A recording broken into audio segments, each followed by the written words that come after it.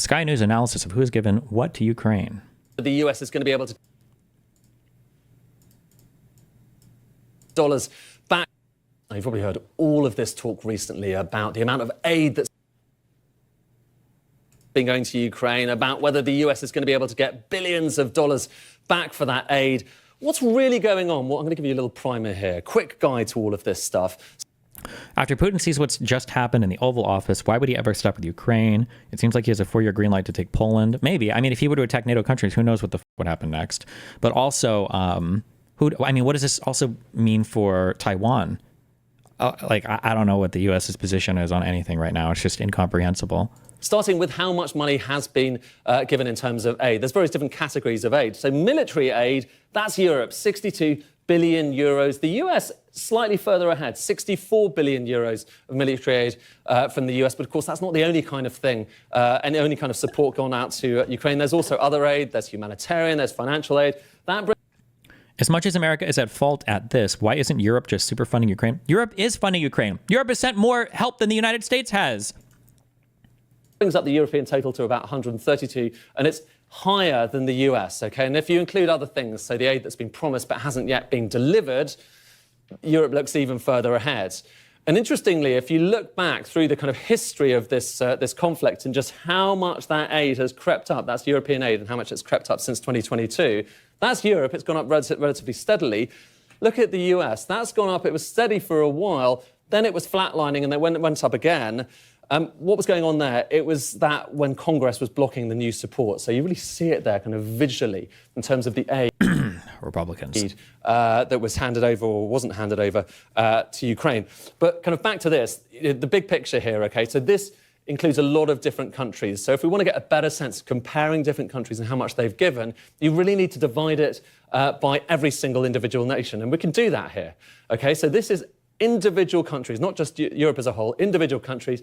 And it's clear the US is comfortably the single biggest donor in cash terms. There you've got the UK down there, and Germany are kind of among the biggest donors, but nowhere near where the US is. But that's the key point, in cash terms, okay? Now do it as a percentage of the size of the economy, and it's a different picture, okay? So same data, but as a percentage of GDP, and look, it's different, okay? So the US and the UK, about 0.5% of their GDP, which is a better way of comparing it, really, whereas it's countries like Estonia and Denmark, the Baltics, Finland, Sweden, places like that, which are giving much more of their national income to support Ukraine. And then that's true as well. The support for the millions of Ukrainian refugees that exist throughout Europe, too. Places like Germany, even further down, because it's got a bigger GDP. So quite striking there. Worth saying, though, to get a bit of a historical context here, let's compare how much aid has been given this time around with previous conflicts. So this is specifically US aid to Ukraine this time around. That bar is there. It's 0.3 because it's just that's the annual figure rather than for the entire period. This is World War II. So World War II Lend-Lease, far more. US and Korea, far more. Vietnam, far more. Gulf War, far more. Ukraine is tiny in comparison to all of those things. Still, sizable in cash terms, but compared with those, really quite small. And it's not just the US. So take the Gulf War and look at how much different countries paid for the Gulf War in terms of support, particularly for Kuwait. US, Germany, UK, Japan, that's Gulf War, those bars. Now compare it to Ukraine. I'll bring up those bars. So it was smaller, so less money going to support Ukraine this time around than went for the Gulf War from basically all of those major economies. Quite striking, really, isn't it? However, okay, every country can contribute more. Worth just saying, okay? So when it comes to these bars, there's been so much debate recently, particularly from Donald Trump, a bit of a conversation with Emmanuel Macron about this, about how much of this European money was actually a loan. So it's going to come back. And that's what Donald Trump claimed. It's not entirely true. It's about kind of 1/3 true, because some of this money, particularly the financial aid, was structured as a loan. So some of that money theoretically will come back to Europe after a long period. It's a pretty lax loan, but still, it is a loan, whereas that's a grant. And that is why Donald Trump is saying, look, we take that money, we need to get something back. Okay, and he says he's done a deal, or at least he's... But conservatives think all this support was bad. No, it doesn't move the needle for them at all. It's not about moving the fucking needle. Not everything is about fucking optics, you optics-obsessed cucks. Sometimes it's good to just have the actual factual information. He's just going over the factual information. You can't even have an optics conversation when people don't even know what the fuck the truth is. In the process of doing a deal, certainly nothing's been signed yet, with the Ukrainian president, where he thinks it could be $500 billion back in return for all of that aid given. You're probably wondering at this stage, how on earth do you get $500 billion out of Ukraine? Well, the answer, he says, is rare earths. What are rare earths? They're a type of critical mineral, mostly used in electronics, in military equipment as well. And there are some rare earths deposits in Ukraine. This is a kind of mineral map of the country. If we zoom into this area here, it's in actually the occupied territory, which is, I think, part of the point here. And the Ukrainians were suggesting this. Old Soviet deposit here supposedly has lots of rare earths. The issue, though, but the reason... Have you seen the latest death threats against sitting elected officials from Hassan? Wait, what? And of course, obviously, Donald Trump wants to do this, is when you look at total rare earth production around the world, and you need rare earths for, like, electric cars, for the magnets in those cars, for all of those... This is the standards in media. Everyone should have holy... Hold on. First of all, sorry, fuck me. I hate my country right now. If you're an American, you don't know what ordinary media looks like, okay? Other countries tune into our media to watch, like, pro wrestling, okay? American media is in a world of its own when it comes to insane shit. Like, you'll see shit like this on different Al Jazeera channels or on BBC or on a ton of media around, like that one lady on the Indian media channel that they do it in English sometimes. Like, they have really good breakdowns like this. Like, other media does this. This is par for the course for media. This is not... I'm not trying to shit on Sky News or whatever, but this is not like an exceptionally amazing international media outlet. This is just what media looks like in countries that actually care about media. In the United States, it's all pro wrestling. That's all we have anymore, because that's what the fucking retards that live in this shithole actually want to watch. That's what they enjoy looking at. Wind turbines, it's magnets, it's military equipment. China is massively dominant when it comes to mining rare earths. It's massively dominant when it comes to refining rare earths, which is really the hardest thing to do when it comes to rare earths, because it's really expensive, it's really energy intensive. Totally dominant. So you can see, again, the geopolitical reasons why Donald Trump might want to think Ukraine might solve, kill birds with one stone here. However, look at the actual data, and it's not altogether obvious that there are many rare earths in Ukraine, even if you take account of that mine, which, like I say, it's been around for a long time. No one's entirely sure if you can get those rare earths out of it. It's still China way in the lead. Brazil, India, Russia, Vietnam, the US. Actually, Ukraine doesn't even show up in the most definitive measures of how much rare earths there are around the world. So some people have wondered, was he not really talking about critical minerals in general? Maybe he was talking not about rare earths, but about lithium, which, technically speaking, is a different part of the periodic table. Well, if that's the case, yes, there's a big lithium deposit in Ukraine, potentially the biggest in Europe. But here's the thing, Europe doesn't have that much lithium. And compare this with other deposits around the world. I've put it over here. And that, by the way, is a best case scenario. And Ukraine is still a minnow. It's smaller than Canada. It's smaller than the US when it comes to lithium, even bearing that in mind. And so perhaps it just might be, there are lots of minerals in Ukraine, but for the most part, it's the old-fashioned stuff. It's coal, it's iron ore. There's lots of iron ore around there. And it's also things like titanium. And so probably the most plausible explanation is that the president maybe thinks he can make some money out of those things. But I would still question, even bearing all of that in mind, it's going to be very difficult to get to that $500 billion total.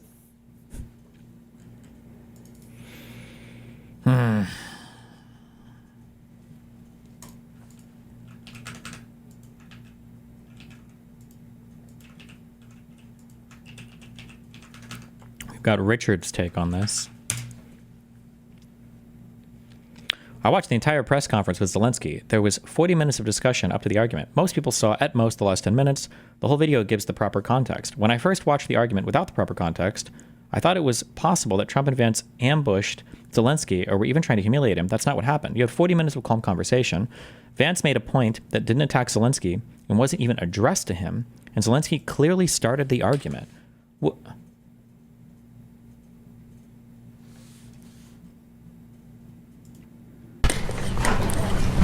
On the minerals deal, Mr. President, when did you last speak with President Putin? occupied. Thank you. Of America, and it's not a question of alignment. I'm aligned with the world.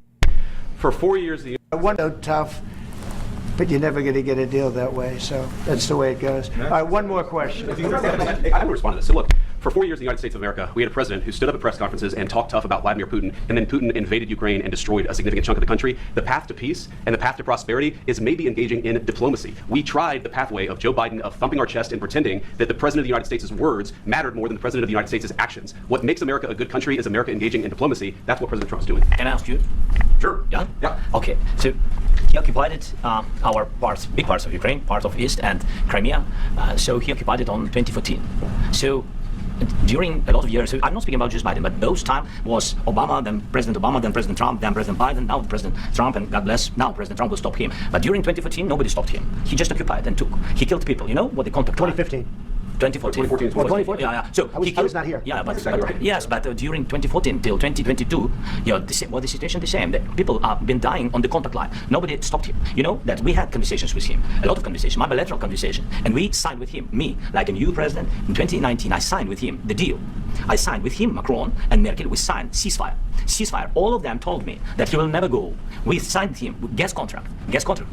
Yes, but after that, he broken the ceasefire. He killed our people, and he didn't exchange prisoners. We signed the exchange of prisoners, but he didn't do it. What kind of diplomacy, GD, you are speaking about? What do you mean? I'm talking about the kind of diplomacy that's Like, this is a fair question. Like, what is the...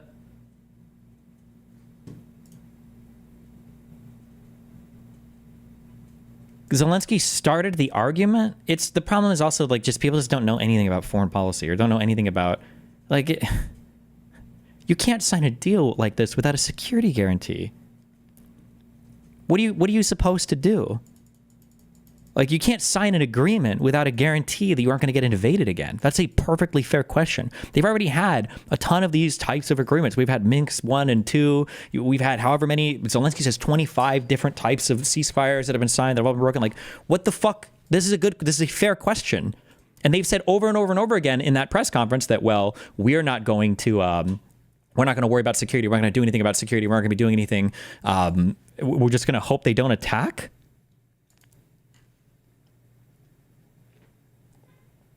In the first 40 minutes, Zelensky kept trying to go beyond what was negotiated in the deal.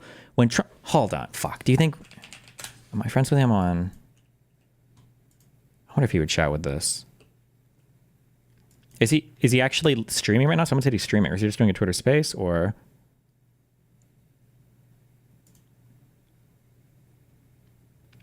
Oh, fuck.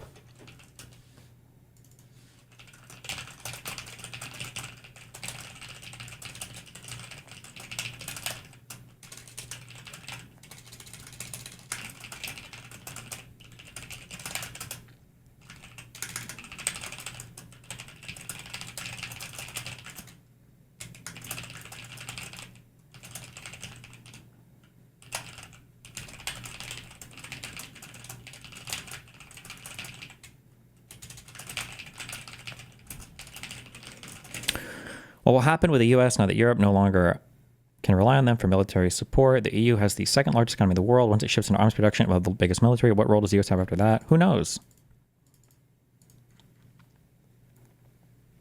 I messaged Richard. We'll see if he wants to chat. I don't know, though. In the first 40 minutes, Zelensky kept trying to go beyond what was negotiated in the deal. There is no deal yet. Right? I don't think anything's been formally agreed to. There can't be a deal without a security guarantee. Otherwise, what are you signing? What the fuck are you signing? Can we have some resources? Sure, here you go. What kind of a deal is that? That's not a deal. That's a racket. When Trump was asked a question, it was always, we'll see. No, it wasn't always, we'll see. It was nothing. He didn't say anything about, like, what are we going to do to make sure that Russia doesn't attack again? I don't know. Well, they would never do that. Like, Zelensky made blanket assertions that there would be no negotiating with Putin and that Russia would pay for the war. Yeah, it's fair. They invaded. Of course they should have to pay for territory that they've destroyed. Why would they not? What do you mean? Otherwise, what kind of deal are we negotiating? What kind of deal are we negotiating? When Trump said that it was a tragedy that people on both sides were dying, Zelensky interjected that the Russians were the invaders. Yeah, because Trump's trying to both sides it. No shit. For his part, Trump made clear that the U.S. would continue delivering military aid. Does that feel super clear? All Zelensky had to do was remain calm for a few more minutes and they would have signed a deal. A deal for what? Zelensky will not and should not sign a deal without a security guarantee. Without a security assurance, it's no deal. There is no deal there. What do you mean?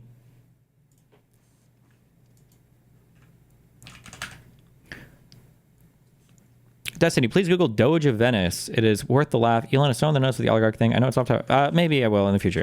Bro, I'll get so many things I have to cover right now without diving into other topics. The argument started when Trump pointed out that it would be hard to make a deal if you talk about Putin the way Zelensky does. What is this cuck bullshit? I thought we were the United States. If you say mean things, why would you even be surprised at the country that you're invading that leader would have mean things to say about you? What are you talking about? Vance interjects to make the reasonable point that Biden called Putin names, and that didn't get us anywhere. Bro, this is like the Zelensky-Trump dynamic was calm and stable. Yeah, when Trump was lying over and over and over and over and over again, it was when Vance spoke that Zelensky started to interrogate him. Zelensky asked a question backed up by history about what is diplomacy if Russia can just break a deal over and over and over and over again.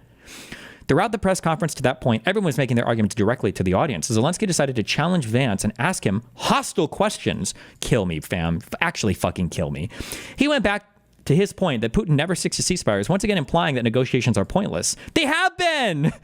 Why on earth would you do this? Then came the fight we all saw. Zelensky was minutes away from being home free, and he would have had the deal and new commitments from the Trump. There is no deal! The point Vance made was directed against Biden and the media. Why are you even talking about Biden? Taking them to task for speaking in moralistic terms. This offended Zelensky. Oh my God. Why am I reading this? I've been a fan up to Zelensky. Oh my God. And he got 28,000 likes for that. So he's going to be fully... I've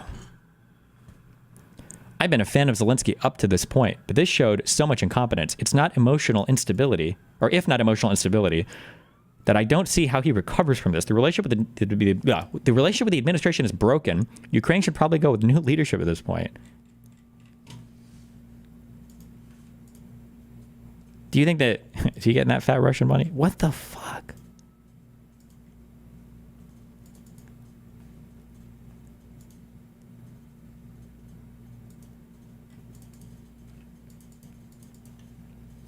Check the reply. What a disaster. Join me on the live stream now to talk about it, where we go from here.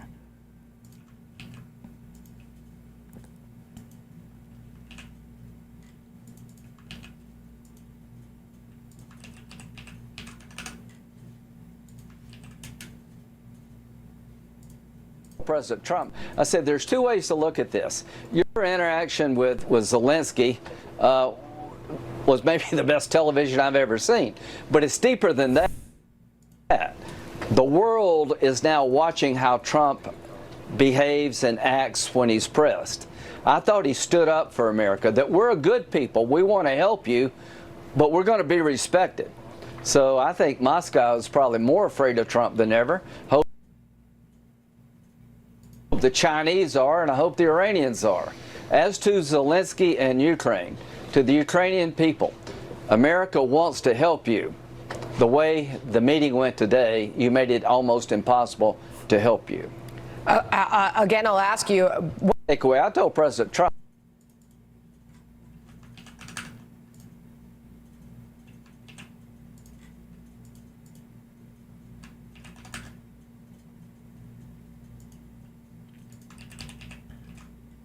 President Zelensky is tweeting every single European country, thanking them right now.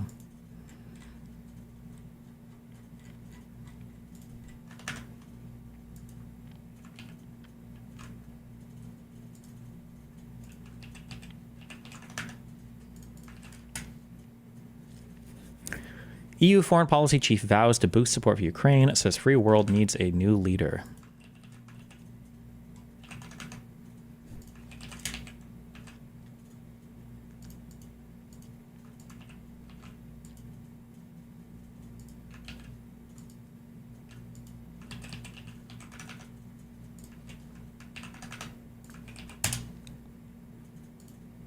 Just went up to the press area to get an understanding of what we're watching. This is what I was told. The president has kicked Zelensky out of the White House. His delegation right now is telling him that he's got to go home. The president felt disrespected. Officials in the room felt that beyond the language barrier that we've heard some discussion about, Zelensky's body language, shrugging and eye rolling, was ungrateful, disrespectful, and the president feels that Zelensky is not ready for peace, and he can come back when he's ready to talk about peace, but he's not in that position right now, and Zelensky is being told he's got to go. now. The lunch that they were supposed to have is sitting right outside the hallway, and the press staffers are going to be eating that lunch. This is really pretty incredible. We see the SUV, hang on with us one Zelensky's moment. SUV. Yeah, I just want to.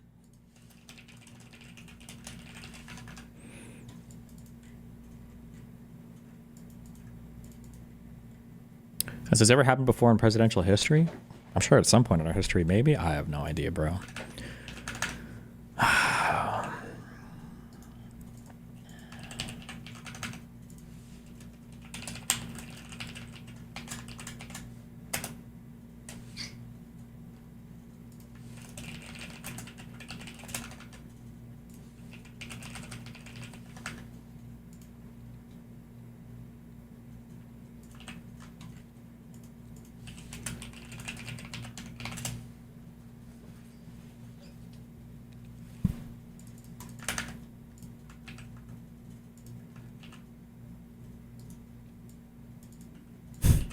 This is what I said about like conservatives taking over like every aspect of everything, such that people who have no fucking clue, not to be mean or whatever, about like politics or anything, like why is Theo Vaughn tweeting this? Tell that guy to give us our tax dollars back and get the fuck out of here. Disrespectful guy using our money and using his own people. Like, hello? What?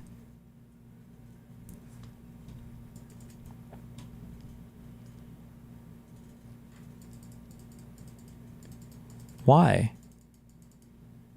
What do you even know? What, like, he...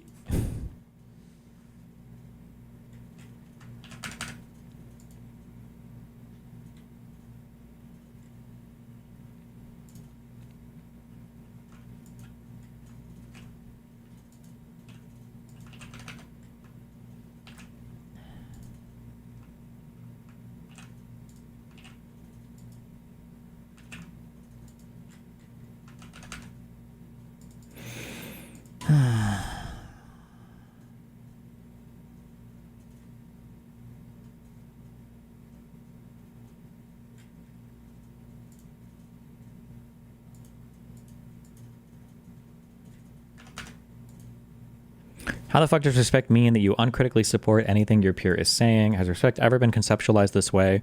Respect is treatment of others with earned. It's because it's unironically because I don't even know, bro. It's like back when we used to talk about slurs on the internet, like 2016, where it's like, well, it's the intent behind the thing, not the word itself, which is why people can say the N-word when they rap songs. It's not a big deal or whatever. Like now, and even people in my chat are doing this. Now it's like, oh, if you ask a critical question, then you're being disrespectful. But as long as and his question was barely critical, but as long as you're speaking softly and you don't say a mean no-no word, then everything is fine.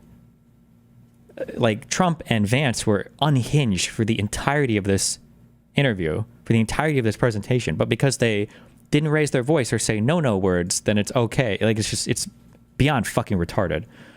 Isn't this undeniable evidence that Trump cannot make any deal happen? Conservatives will say it's because of Zelensky's unwillingness, but that's what master deal maker should shine. Trump can't make any deal. He's never made an amazing deal for the United States. What are the amazing deals? Where are the amazing deals at? What have we gotten from his amazing deal making? Anything? What? Right now we're terrifying the fuck out of the whole world.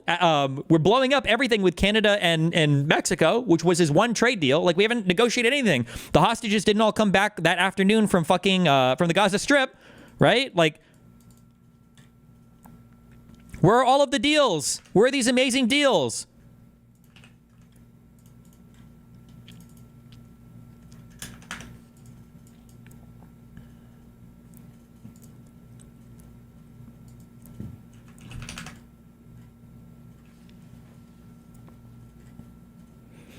It was America that backed him. You can't back a guy while you antagonize a neighbor into attacking, then say good luck.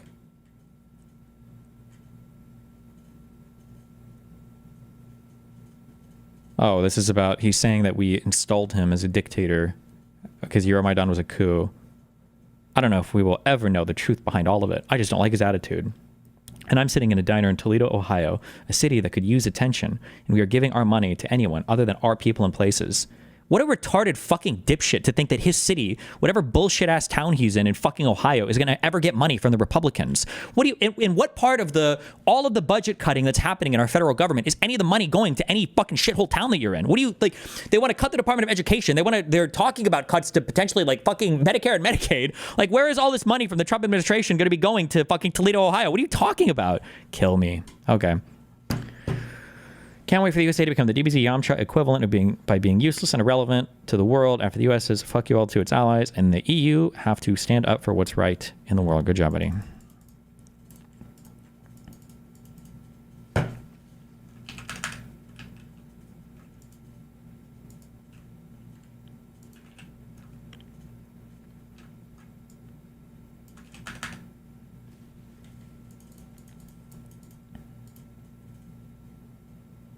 Why is Trump so unwilling to criticize Putin? Like, he has to be compromised. Putin has got to have dirt on him. I just don't understand Trump's willingness. I don't know, bro.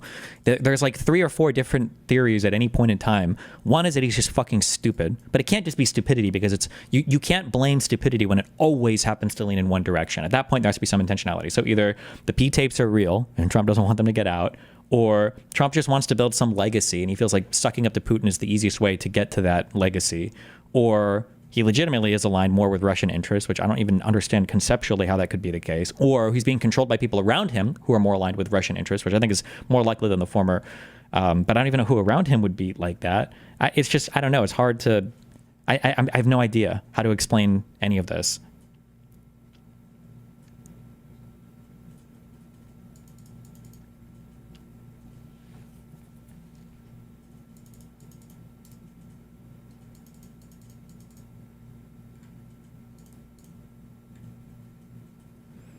Is the Richard Hania talk? I don't know. If he wants to talk again, I DM'd him. That's all I can do. I can't do anything else about it.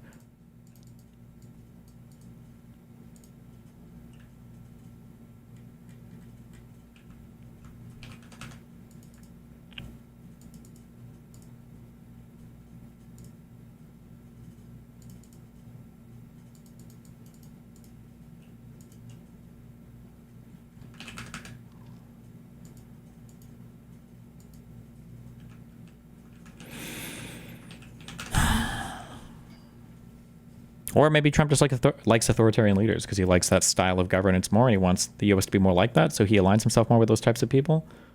I don't know.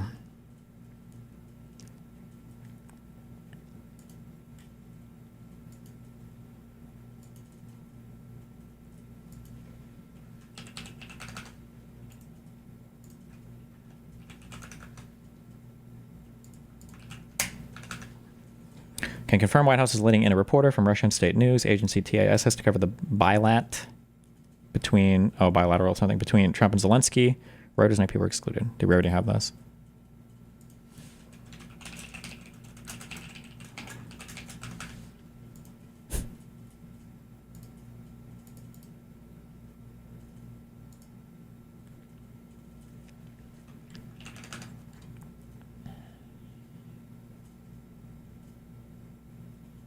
He wants to be able to be friends with Russia to do more extortion deals like the mineral deal. If Russia invades another country, Trump and Putin can keep splitting things up. I don't think so, but maybe. Who knows? That sounds wild, but... I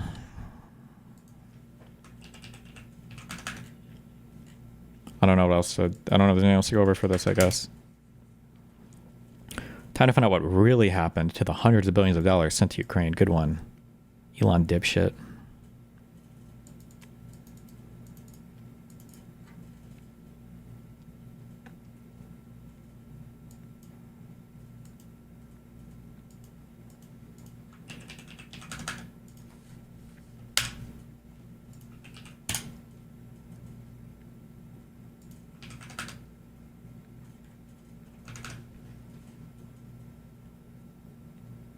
You see that January 6th guy get shot and killed by a cop during a traffic stop? Another one? Or was this the older thing?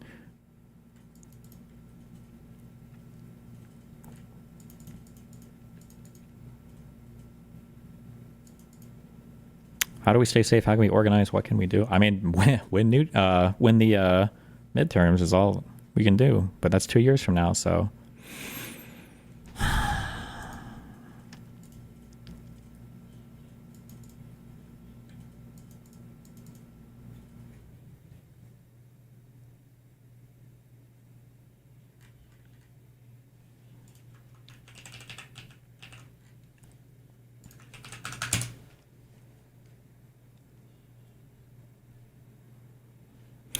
Here's what happened inside the White House after the Oval Office shouting match. Trump huddled with his key advisors immediately afterward inside the Oval. According to a White House official, Trump consulted Vance, Rubio, Bessent, etc. That was when Trump decided that Zelensky was not in a place to negotiate. He directed Secretary Rubio and his National Security Advisor Mike Waltz to deliver the message. It was time for Zelensky to leave. The Ukrainians were holding nearby in a separate room. That's standard for foreign leader visits. Typically, they reconvene for lunch, but the Ukrainians would not be dining at the White House. As the prepared food sat nearby on carts in the hallway, the Ukrainians were instructed to leave. The White House official said the Ukrainians wanted to continue the talks, but they were told no.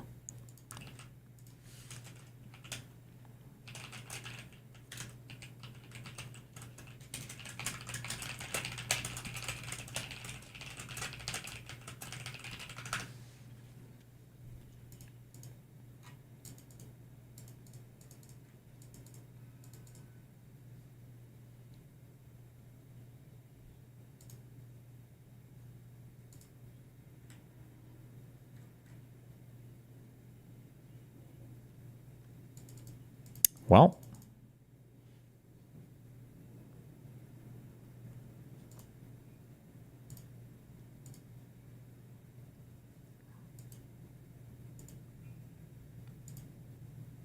there's so much shit we didn't go over.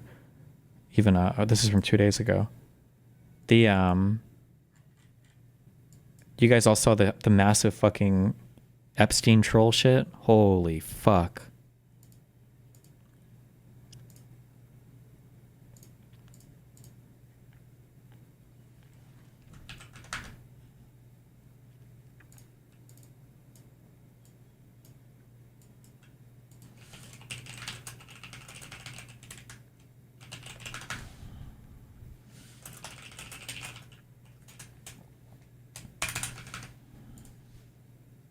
Oh, I was just going to say, where is it? And here it is. Yeah, too. I was going to say, where's the Lex thing? Blaming everything on Zelensky. The amount of disrespect President Zelensky showed to Donald Trump and the American people today was insane. This was a mistake. I have tremendous respect for President Zelensky for the heroic actions he took in the early days of the war, but diplomacy at this stage obviously required showing respect to world leaders, even more so during tense, difficult peace negotiations. I did everything I could to help in my small way to build bridges. This was the opposite of that. It was a big step backwards. All of this breaks my heart. I pray for peace.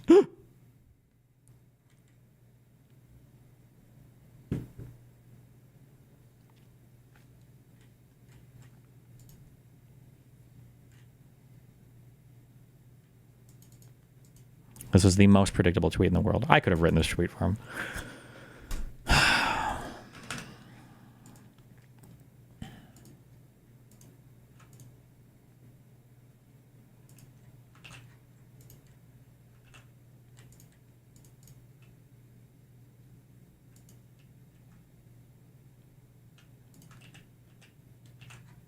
I'm going to use the restroom. And this is very true. I believe the reason that Donald Trump says that this war would be over within 24 hours is because he would just give it up. And that's not who we are as Americans. Let's understand what happened here. I actually met with Zelensky a few days before Russia invaded, tried through force to change territorial boundaries, to defy one of the most important international rules and norms, which is the importance of sovereignty and territorial integrity. And I met with President Zelensky. I shared with him American intelligence about how he could defend himself. Days later, I went to NATO's eastern flank, to Poland and Romania.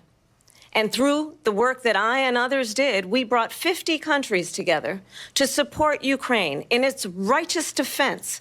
And because of our support, because of the air defense, the ammunition, the artillery, the javelins, the Abrams tanks that we have provided, Ukraine stands as an independent and free country. If Donald Trump were president, Putin would be sitting in Kyiv right now.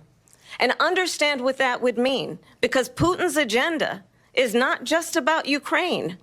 Understand why the European allies and our NATO allies are so thankful that you are no longer president, and that we understand the importance of the greatest military alliance the world has ever known, which is NATO, and what we have done to preserve the ability of Zelensky and the Ukrainians to fight for their independence.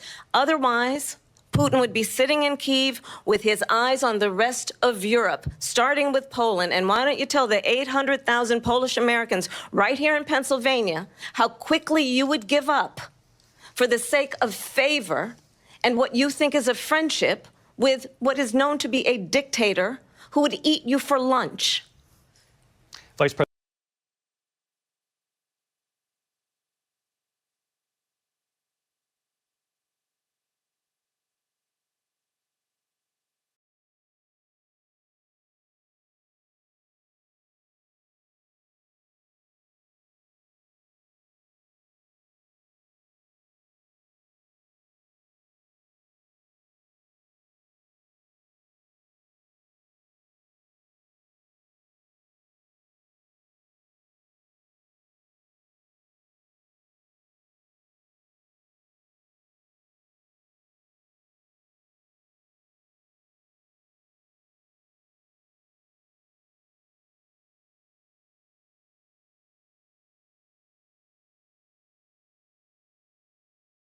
Good times.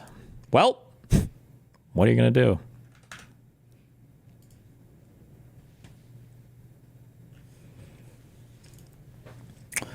Bezos wrote this to the Washington Post team.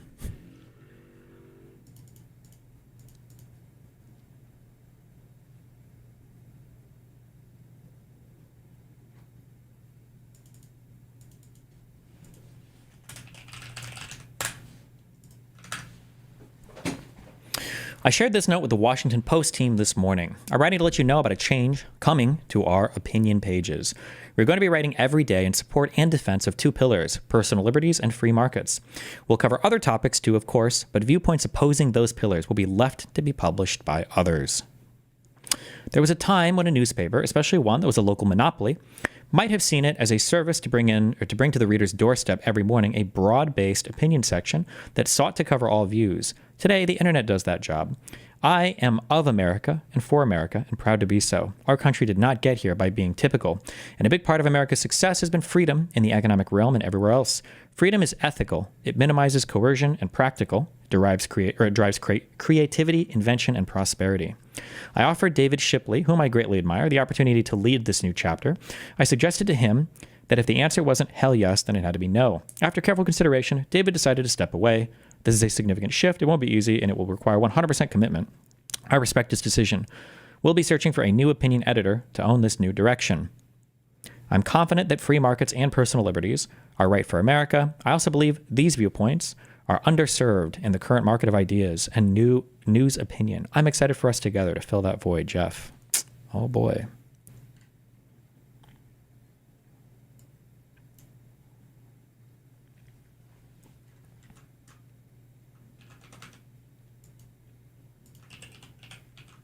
Ukrainian ambassador, when they heard Trump and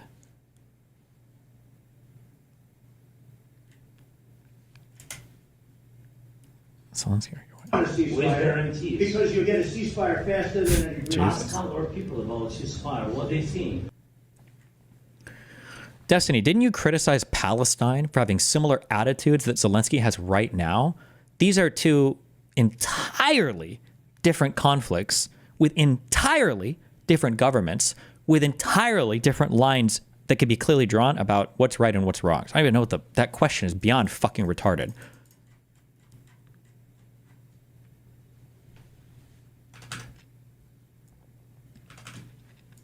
Speaking of, we got this wonderful, wait, did we watch the Trump Gaza video on, I don't remember if I watched this on stream or if this was just off stream.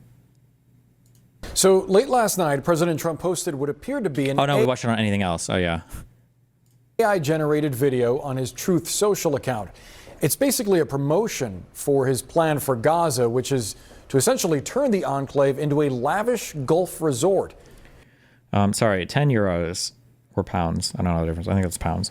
MAGA's flagrant disregard for democratic institutions is more gut-wrenching to the day, or by the day. Europe wanted its friend, and they just spit in our faces, laughing all the way to the bank where minerals deal. Nice. Here's part of that video.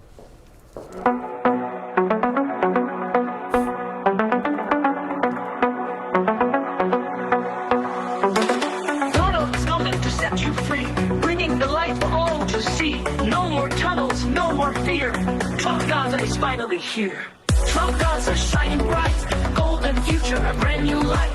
Feast and dance, the deal is done. Trump Gaza, #1. Let's discuss with Kevin Barron. He's a What is the world we live in right now? Hello? national security analyst and former executive editor for Defense One. Kevin, thanks so much for being with us. What did you make of this video? I mean, how many times do we have to see something like this where it would be comical if it wasn't so serious and so exhausting? These images just, they shock you and then you laugh and then you go, what are we doing and where are we living? And in a time where, as the previous segment just showed, the hostages are being released, we're supposed to be getting to a new ceasefire phase, we're supposed to be getting toward some kind of future for this region. The Saudi defense minister was just at the Pentagon this week as well. So there are these enormous security concerns going on, and this kind of video just does nothing for American security or regional security. But it does show where Trump's head is, right? It shows he's calling himself King Trump. He's putting out images of him as a giant idol in the middle of Gaza that looks like Vegas. I'm not sure what to say. It reminds me a bit of when he went to meet with Kim Jong-un one-on-one, and he apparently showed him a trailer of what North Korean waterfront property would look like. He obviously views things very much from the perspective of a real estate tycoon. I do wonder, though, how this sort of video lands with Palestinians. Those who support Hamas, those who don't support Hamas and want to find peace. Is this the kind of thing that just generates animosity? I wonder, too. I wonder how many see it, actually. I mean, who's watching Trump's Truth Social account out there right now? I think if you think of it as what it would take to get to something like this, go back to his original statements when he mentioned this. He was, giddily saying, we're going to expel all the Palestinians and rebuild this area to make it look, to what these images look like. And then he sees it and he, promotes it, just like he promoted a picture of Time magazine for himself. Look, he's called himself King Trump in recent days. He's portraying himself as a savior for these areas, not for the Palestinian people, but like you said, because he's a real estate tycoon. He sees a business opportunity. We know there's family connections that would be involved in this. Yeah. So there are people that think this is smoke and mirrors, this is ridiculousness, this is never going to happen, focus on things that are more serious. But I think in the security world, this absolutely matters, because why would anyone in that region who was serious about the future of Palestinian peace or the Palestinian prosperity think anything other than this is absolute absurdity? To your point about focusing on things that are more serious, and you mentioned we're supposed to be getting to the second phase of a ceasefire deal. This 42-day truce is set to end this weekend. Negotiations over phase 2 were supposed to start several weeks ago. They haven't even started. Are you confident we're going to see some kind of deal? Of course not. I mean, nobody should be. But also, a deal for what, right? In the last week, we've seen Israeli tanks going to the West Bank, and word that they're going to be there for a year. Israel seems to be doing everything possible, as it says, to prevent another attack like October 7, to tamp out terrorism as much as they can. In the military world, where I used to cover the Pentagon in the old GWAT days, they said, you can't kill your way to freedom. You can't kill your way to the end of the war. There has to be a peace negotiation. But right now, that's all that we're seeing. So a lot of people would like to know, what's that deal going to be? Is Netanyahu really on the side of Trump, who wants the deal more than he wants anything, no matter what it looks like? Or is it going to be more the same? So we saw this deal that Jeremy spoke about for the return of these 4 men's remains. We also saw these images, the huge crowds that came out for the Bibas funeral. Would you say that public opinion in Israel is at all altered by these developments? Does it sway people toward Netanyahu or more towards some sort of deal? I mean, I would imagine people are pretty entrenched. We saw even the families, wanting to keep government officials away from the funeral. A lot of these protests that from the day. I don't know what to even comment on it. Like, what was this? Somebody said Richard Lewis had something to say about politics in the U.S. right now. So close to government. The screeching about Doge auditing the Treasury is ridiculous in and of its face. As I was saying this earlier on Discord, talking to the homies. The president is the head of the executive branch. The Treasury falls under the executive branch. It's constitutionally sound for the president to appoint somebody as an advisor or whatever to investigate the Treasury, to audit the Treasury. This is all above board. And people saying, but he doesn't even have security clearance. What's he looking at? Do you think maybe they gave him clearance? This motherfucker fires rockets off fucking mainland America. You don't think he has top secret security clearance? Of course he has a security clearance. So you can spot the morons based on that. By the way, it's a matter of... This is just, people just don't know the structure of the U.S. government or the structure of how things are supposed to run, and no one cares, so I don't even know how to begin to... Whatever. Jim Jordan, our good friend. Speech, the best... You don't like certain speech, the best speech for wrong speech is more speech. The best speech for false speech is true speech. That's how it works. You have a debate, and you trust we, the people, to figure it out, not some... Mr. Chairman, thank you very much. I'm inspired by your First Amendment passion. You are the John Stuart Mill of the House of Representatives and the Voltaire of Congress, and you put me in the mood of Justice Brandeis. But I want to ask... Stop there. No, I got to keep going a little bit, because I have to know whether or not your First Amendment passion and principles, which I take to be completely true, and I've always known that about you, extend to one citizen named Donald Trump. Now, let's talk about Donald Trump for a second, okay? He is, after all, I think, the President of the United States. And check this out. okay? Everybody in this room who's sitting on this side of the dais is a politician, okay? We have people say stuff about us and say stuff about our rivals and our opponents all the time. I don't know if there's anybody here who's ever sued anybody in politics for libel or defamation. I'm taking that no. I imagine a lot of us have felt like, have you? I wonder if he's going to bring up the Seltzer lawsuit or just all the litigation. Be curious to hear about that later, Mr. Issa. But the vast majority of us don't sue people, even when we feel really aggrieved by the mean things that people say. And yet, Donald Trump gets to be president of the United States, and suddenly he decides he doesn't like Jim Jordan's approach, which is the answer to bad speech is good speech. The answer to false speech is true speech. The answer to nonsense is the dialectics of expression. That's the spirit of the First Amendment. Well, does Jim Jordan get a response to this, or is it just on to the next person? Because in case he doesn't, if you're curious, Jim Jordan's response is just going to be, well, you can't defame people. Trump has a right to sue people. And it's not going to be any actual engagement with anything that Raskin is saying, if he gets to speak. But if he doesn't, that's what he would say. Check this one out. Donald Trump personally suing CBS for $20 billion. The president of the United States is suing CBS for $20 billion. Why? What did they say about him? Did they lie about him? Did they defame him? No, it has nothing to do with him. It has to do with the way he thinks they unfairly edited a video conversation with Kamala Harris. He said that the way the video looked in the commercial for 60 Minutes was different from the way she appeared. The president of the United States is suing them for $20 billion and ordering the FCC, which is part of the U.S. government and under his unitary executive theory, reporting directly to him like a monarch. He's ordered them to go out and investigate CBS. And meantime, his close friend is trying to take over Paramount. And so he's, of course, completely entangled on the business side. That's not the first time. He did it to ABC with George Stephanopoulos, which settled a suit for him for, I think that one was $15 million. The president of the United States is shaking down the media. Would you guys really be so silent and taciturn about this if it was Joe Biden doing that? Honestly, I'm just waiting for one person to answer me honestly about it. Would you guys be okay if Joe Biden had been the one who had said destroy a grand jury subpoena against the Democratic mayor of New York for corruption? Would you be okay with that? But suddenly, because it's Donald Trump, you don't. The response to that is, oh no, they already did that and way worse though. They'll never respond to that way. It's just, oh no, but they already did that. They did way worse than that with the Russiagate. Remember? Want to do oversight on it. It's the most amazing thing in the world, and there are young people watching, and this is the U.S. government. And we're going to be silent with all of these attacks on the First Amendment where the president is saying, I don't like the words you use. I want you to say Gulf of America, not Gulf of Mexico. Associated Press is now banned from this room. I'm kicking you out. I mean, come on. This is the United States of America. Will any of my friends over there, all of whom understand and love the First Amendment, say it should apply even against the president of the United States? And I know you voted for him, and you'd vote for him again if the Constitution changes and so on. But leaving all that aside, does the First Amendment not apply to him? So I find that we are in an astonishing situation. After sharing with Hassan cases of Hamas abusing Palestinians, I suggested he get behind alternative Palestinian movements and gave Marwan Barghouti as an example. What do you think of him? I don't know. It seems okay-ish, I guess. Me and Lonerbox actually interviewed him, though. I don't know what his position is right now in the PA or the PLO, or if he was part of a party that was part of the PLO. I don't remember. But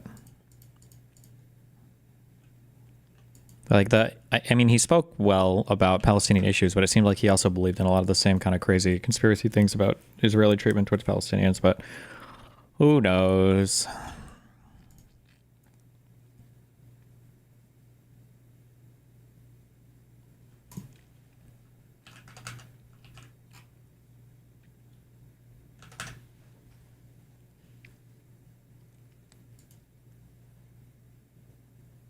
Oh, this stupid thing.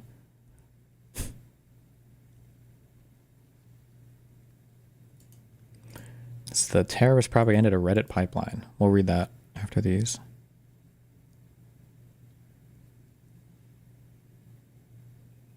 Destiny, wrong guy.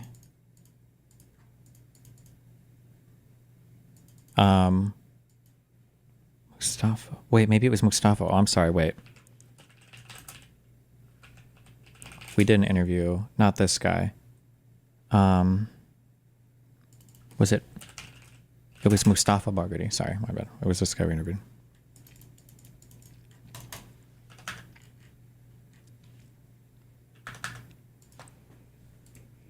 Oh, this happened on when I was doing anything else with Dan. So there was a TRO.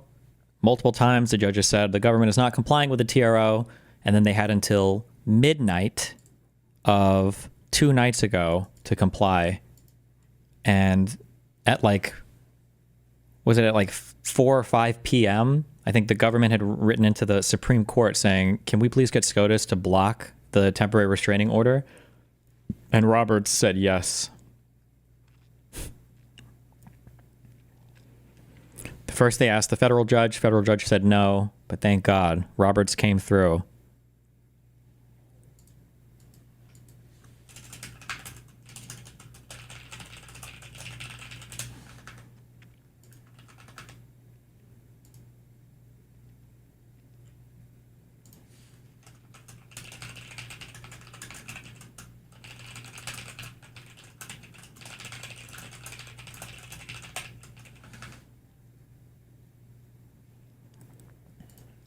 How can Roberts decide for the whole court case? Can you explain?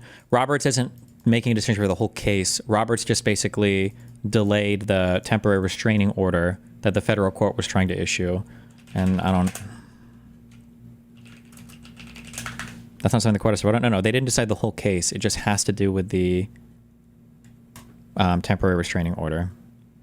Is that even within the scope of what the SCOTUS is supposed to rule on?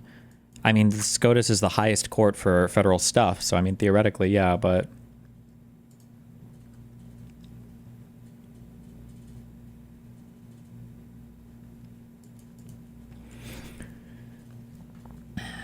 Miscellaneous order. Upon consideration of the application of counsel for the applicants, it is ordered that the February 25th, 2025 orders of the United States District Court for the District of Columbia are hereby stayed, so delayed, pending further order of the undersigned or of the court. It is further ordered that any response to the application be filed on or before Friday, February 28th, 2025 by noon today.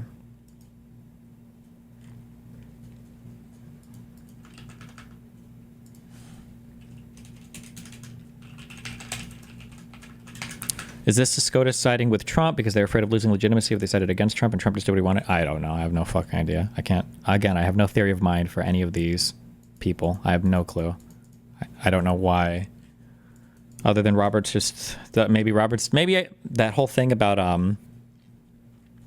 Stop saying this, Metalloid. That last part is both sides giving their piece so the Supreme Court can come together and decide on it when they have the info. They've already had the info. Everybody's got the info. The government has no piece. Metalloid, the government hasn't even tried to give a real reason for why this TRO should be defied. They haven't even tried. So people who are saying like, oh, no, it's just the Supreme Court giving them a chance. This is like the third chance that they're on. They've already violated it over and over and over and over and over again. So I don't know what you mean. Like, oh, it's another chance. Chance to what? There's no reason why the TRO should be violated. The government didn't even try to argue a case. They're just putting mean tier arguments in their response to the judge. That's why the judge got so fucking mad. Want me to link the brief by the plaintiffs filed to the court? Yeah, sure. Are both filings available? The government and the plaintiffs?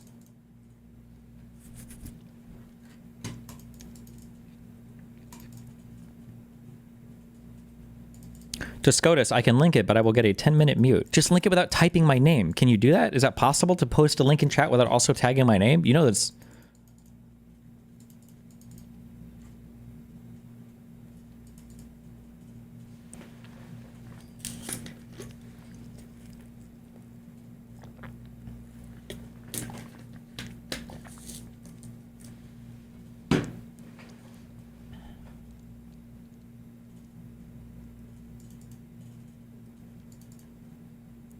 Can they block or stay this until midterms? I mean, no. Something has to be resolved with this. Like, the case will go through before then.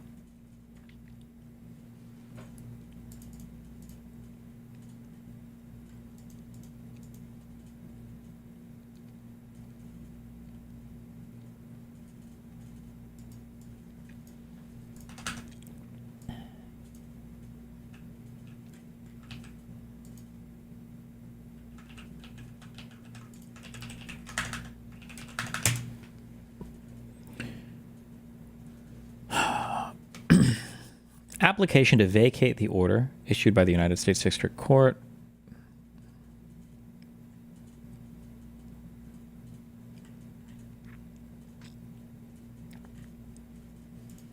Okay.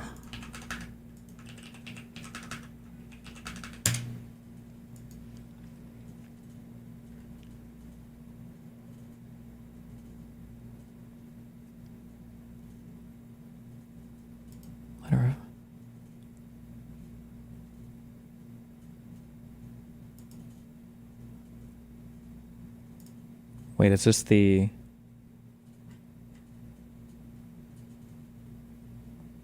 And then this is going to be the plaintiffs, right?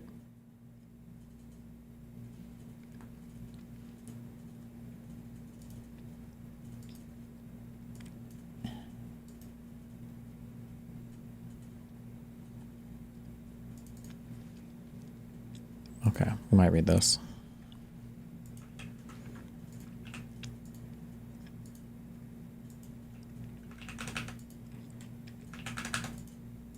Okay, we've got these two to read. Okay, so the government applied, or they wrote to the Supreme Court. The government is likely to succeed on the merits. The district court ordered the government to pay, within 36 hours, nearly $2 billion on thousands of foreign assistance payments requests for already performed work without knowing what all those requests actually are or even how to identify them. What do you mean? You already had all this information. What are you talking about? What?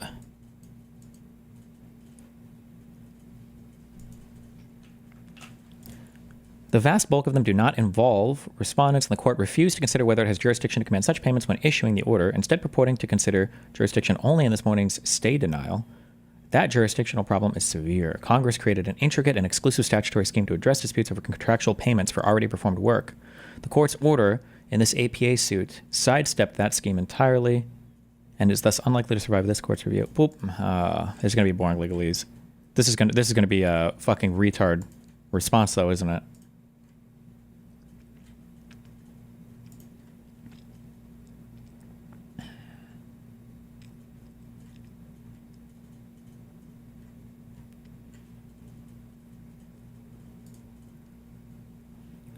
They're trying to claim that this court has no jurisdiction over this case. No, but they're running with the meme argument of like, oh, like we can cancel payments if we want. Like we have the right to do that in the government, which is true, but that's not really the issue.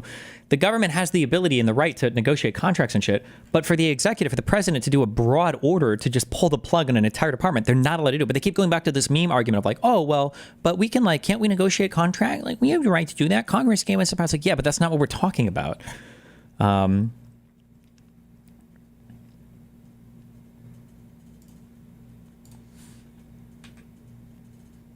The district court's order represents an extraordinary usurpation of the president's authority, causing significant and irreparable harm. Under the guise of enforcing its TRO, the district court ordered the government to, by today, pay all invoices and letter of credit drawdown requests on all contracts for work completed prior to the entry of the court's order. Although the previous order did not address or resolve claims under any specific funding instrument, or even identify them, the court ordered the government to permit and promptly pay letter of credit drawdown requests and requests for reimbursement. The government's understanding is that the universe of potential payments encompassed by this order, which is not limited to requests submitted by respondents, approaches $2 billion, although it's difficult to be certain. The new order requiring payments of enormous sums of foreign assistance money unless it introduces or intrudes on the prerogatives of the executive branch. The president's power is at its apex, and the power of the judiciary is at its nadir. Nadir? What is this, the smallest point? In matters of foreign affairs.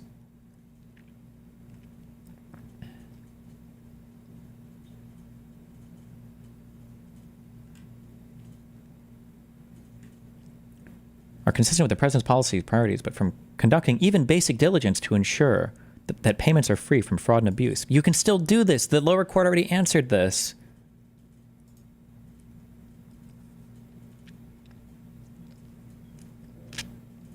Relevant agency leadership has determined that, historically, U.S. aid had limited and insufficient payment controls or review mechanisms, which led to payments being made without sufficient opportunity for... This is so dumb. Okay, this is a waste of time to fucking read.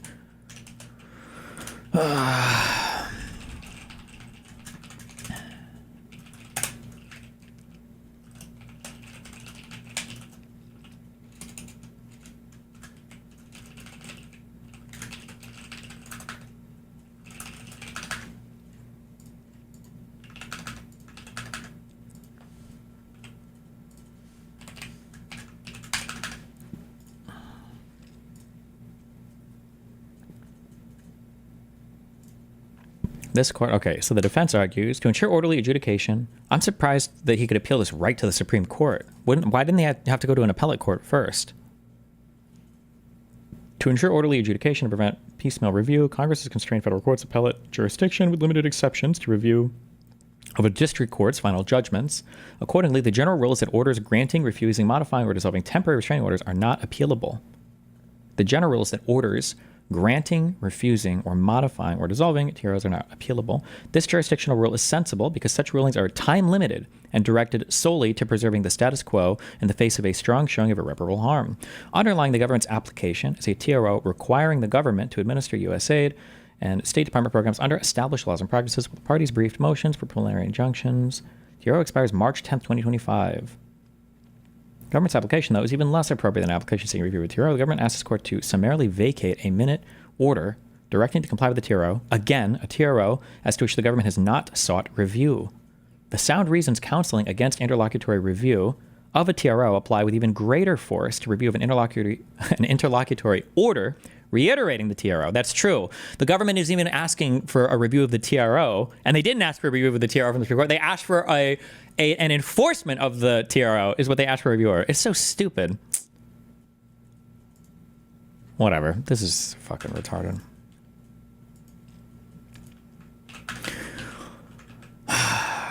Okay. We got Lindy Liu. And then we've got, hold on, Hassan Pitstop.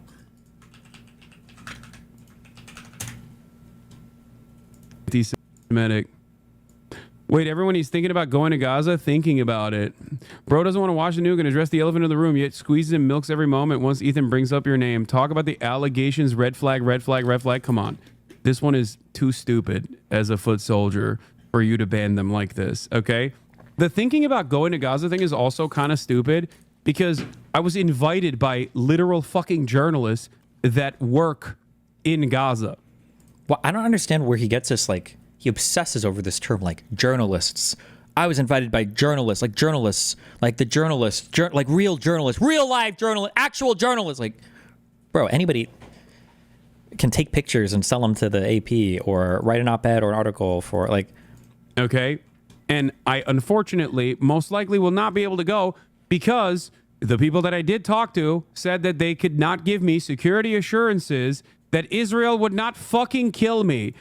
What an unbelievable fucking lie. He's such a coward. Holy fuck. I thought he was going to say security assurances that he wouldn't get killed in, like, by a fucking terrorist attack or some bullshit.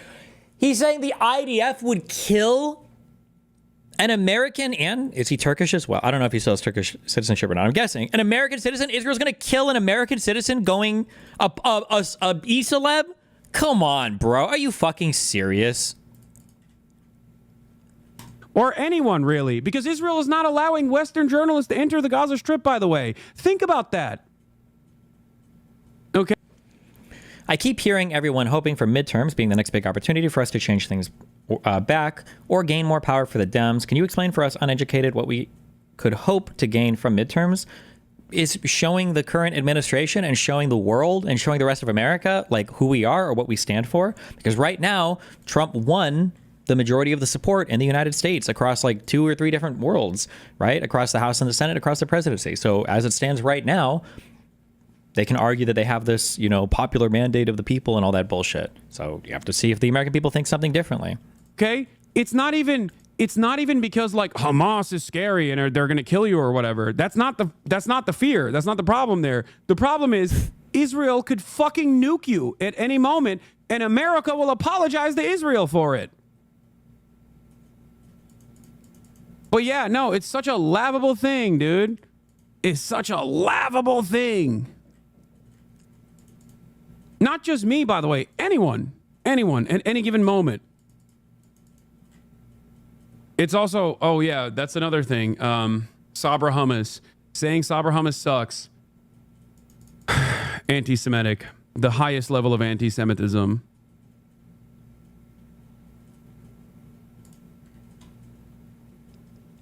It's mostly a soundbite from another YouTube critic who chastised E for going after someone who's literally thinking of going to Gaza. That's the soundbite they all love.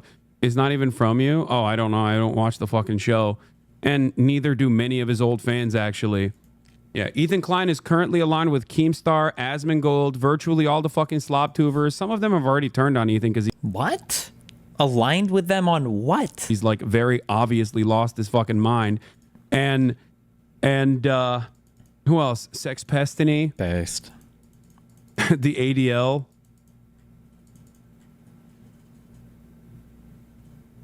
It's crazy. Their Amazon Prime deliveries, because, you know, that would be the... What am I dodging? I'm the one who says I want to literally talk to. I am the one who is saying I want to talk to Ethan. He's the one who is running away because he cannot fucking take any pushback whatsoever because Ethan is a fucking coward. The only people that he can get highs off of is dunking on random TikTok kids that are super fucking dumb, okay, or just pearly things. And when he actually talks to a person... What? The projection is crazy. Does Hassan literally just go through his shit and then like, okay, I did this. I'm just going to say Ethan did this. Like, he's literally describing himself verbatim, right? The only thing he can do is debate like 14-year-old Israelis from his chat and then like random people that he can drag in that he thinks have no background on the issues that he wants to argue over. Who is knowledgeable on the issues that he wants to debate on. He looks like a fucking fool, even when that person was his friend and tried to very gently explain to him what was up. That led to an extended crash out over the course of an entire fucking year. Crash out. out. Say he's pro-Palestine? No, I'm not going to say he's pro-Palestine. Okay, you in like 30 seconds went to a TikTok stream to brainwash them? Yes, dude. Yes, Dean and Parker and all of these fucking people are actually just dumbasses, right? They're so easily brainwashed. But wait, but Ethan is? Well, I don't understand. If Hassan brainwashes them, they're not brainwashed. By the way, and Hassan went there explicitly to brainwash them. He literally goes there to try to discourage them from watching a piece critical of him and literally tries to flip all of their opinions about him by hanging out on their fucking TikTok live, right? But those people aren't being brainwashed. But if Ethan disagrees with anything, then he's brainwashed? Or anybody disagrees with, like, it's all like so tired. Come on, dog.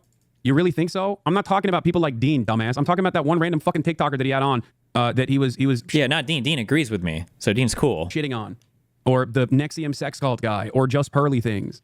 Okay. If you want me to watch the H3 nuke, I said I would do it alongside Ethan. Like, what is the? How long has it been since Ethan even spoke with Pearl? Is that 1 year or 2 years? I don't remember how long ago their combo was. By the way, outside of the one Palestinian he had on was that insane Sneeko fan you met at the encampments. Oh, that fucking freak. Ugh.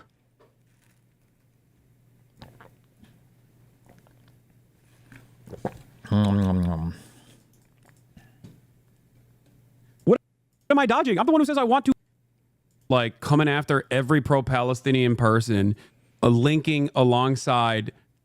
Coming after? Why do people talk? Bro, it's the internet. It's not real life. No one is coming after you because they retweet you and they criticize you. Grow some thick skin, especially when you're sitting here watching fucking Bad Empanada, the world's most professional fucking Twitter doxer who's been banned more times on Twitter than I've been. Like, Jesus Christ. Yeah, linking up with like the ADL and also Sex Pestiny. Paste. We're and so his linked up. Brigadier General. Isn't he the one who, anything to avoid addressing any of the substance of the debate? But this is what drama streamers do. Anything to avoid addressing any of the substance. Anything possible to avoid addressing any of the substance. Dan DDG Saltman, okay, to say that, like, to literally go along with his lies, by the way. Like, Dan Saltman straight up fucking lied to every news outlet and the thousands of emails that he sent saying that Twitch had fucking banned every Israeli account or some shit. Then they realized that they fucking lied to every goddamn person. Like, it was literally a mistake. By the way, that I caught on air. We were the ones that caught it, by the way. And it wasn't that they'd banned Israeli accounts. It was that they'd banned them from creating new accounts. Like, it wasn't even like a full-on, like, oh, I fucking lied. It was clearly a mistake. It was wrong, but we corrected it. And they tried to be like, all right, well, you know, oopsie. I guess it's fine. 60-year-old fucking weirdo, too. 60? Oh, shit. The ages are getting higher and higher. Oh, my God. Daniel Blake Saltman, who got millions from Sean Diddy Combs to make, what was it, Tiny Chat or whatever? It's every new conspiracy, every possible, every old, every new, all of them, all in one thing. Holy shit.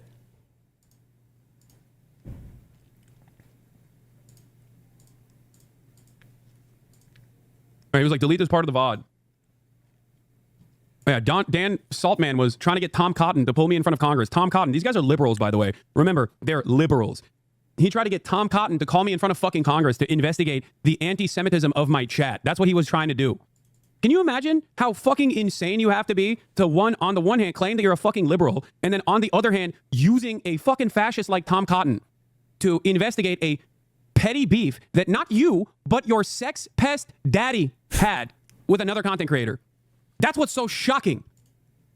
The well of depravity, dude. It is psychotic. Wonderful people Ethan aligned with here. Wonderful people Ethan Klein aligned with. Isn't Such he a the guy fantastic time? Isn't he the... What a fucking... This is what I was talking about when I said, like, there's a literal fucking genocide going on, and that's what Ethan Klein was spending all of his time on whenever he addressed Israel or Palestine.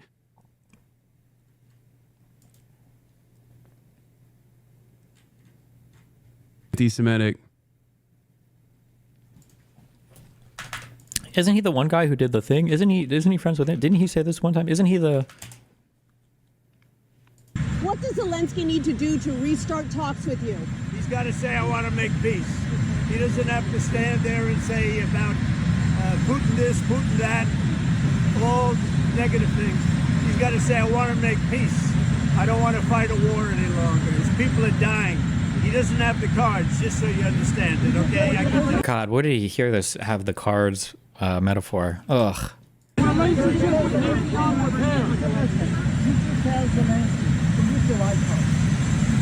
don't have to tell you that. What does Zelensky need to do to restart talks with you? Okay. Hold on. We're going to do a voice match, okay? A voice match.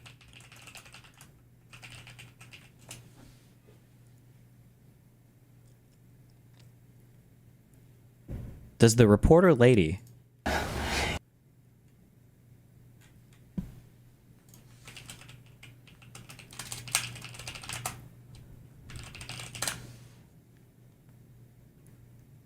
Hold on, fuck.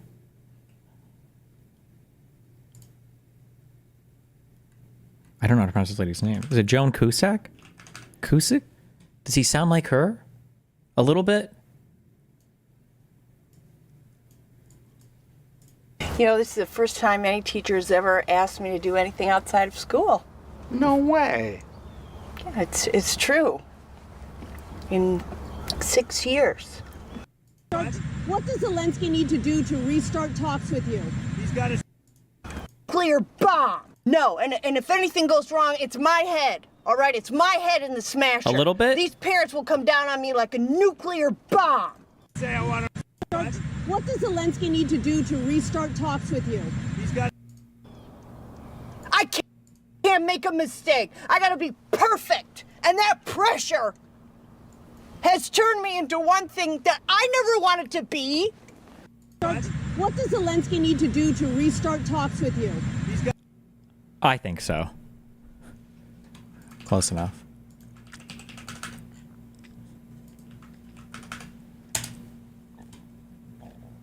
I hate... Destiny, do Americans realize how much Canadians and the rest of the world hate you guys right now? I never thought I would be saying that a year ago, but I am. Do you guys care? I mean, some of us do. I don't know how many of us do.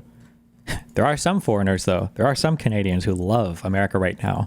And it's the it's the members of the Canadian Liberal parties. Whew. What was the there was a poll I saw recently for the oh my God. Canadian conservatives are down bad right now, thanks to Trump. Jesus. Yo, did you see the shit show of an exchange between Trump, Vance, and Zelensky? Also, failed to send with the link, but look up the article on Lawfare Media about Ukraine and Russia disinformation is interesting. Maybe I will. Yeah, we watched it earlier.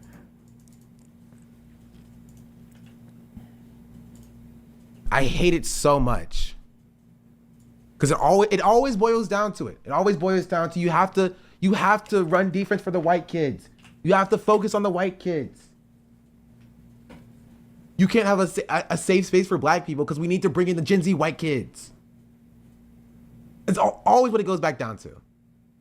Always what it goes back down to. Literally, always.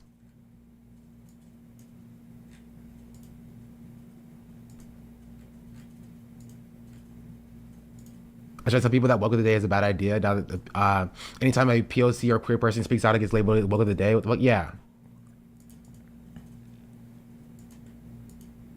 Son going on his show one time randomly and talk to him directly the way like he can improve and be more aggressive isn't the end all be all for platforming people. In fact, he's probably shown 10 times Shauna Black vids than Dean. This is also not true, by the way. Not true, by the way. I'll put it out. It's not true. Not true.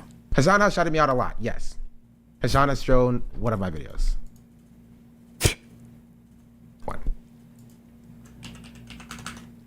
Who just kind of sounds jealous to me. Who is this? One of the guys who threatened to kill me multiple times. He's the one who said that we would have socialism right now if not for me. Apparently he's mad. Shonda Black calls out the Hasanabi fan base for happily promoting Dean Withers instead of smaller leftist voices. Or making a big deal out of nothing, man, fuck you. And if you think somebody being right-wing as a kid and changing isn't sincere, then you don't belong on the left, man, fuck you. Damn. Fuck this fucking community, bro. Fuck them. Damn. The Hassan Piker community, too. That's who he's talking about. Oh, no. Fucking assholes. And they wonder why black people don't like this space, bro. And they wonder why black people don't like this space, bro. Fuck this community. Fuck this community, bro. Fuck! Rip. Need more DEI hosting, I guess. Liberal Party of Canada reaching basically unprecedented levels of we're back. Oof, Jesus.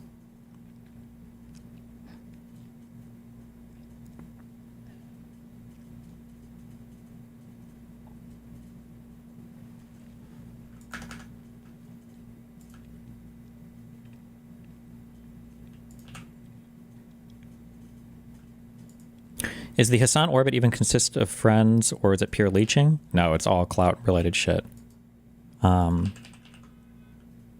Except for, I think, Will Neff and him were friends beforehand.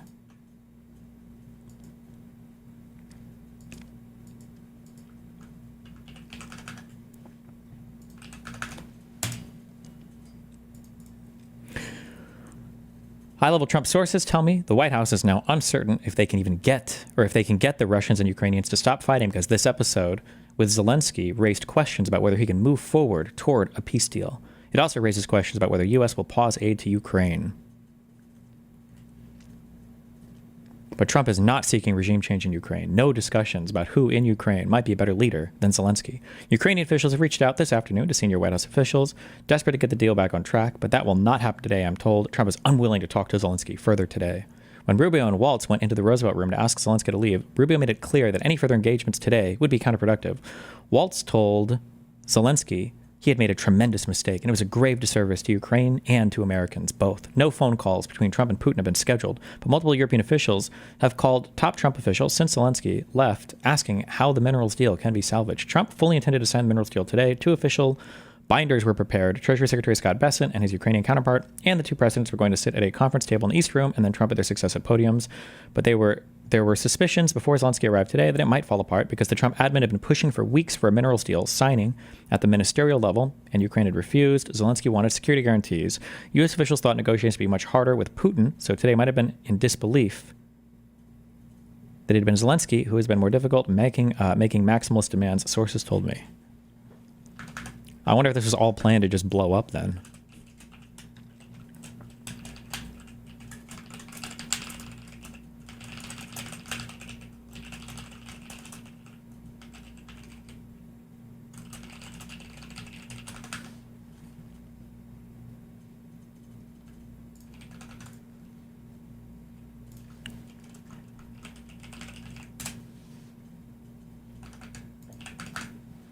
Did they really think they could get him to sign a deal with no security guarantees? Maybe not. But then, I mean, if he refuses the deal, now they can at least say, oh, well, we tried. It was Ukraine that refused. So, which is kind of the propaganda point that they and probably the rest of conservative media, if they're not already, are going to be trumpeting out now.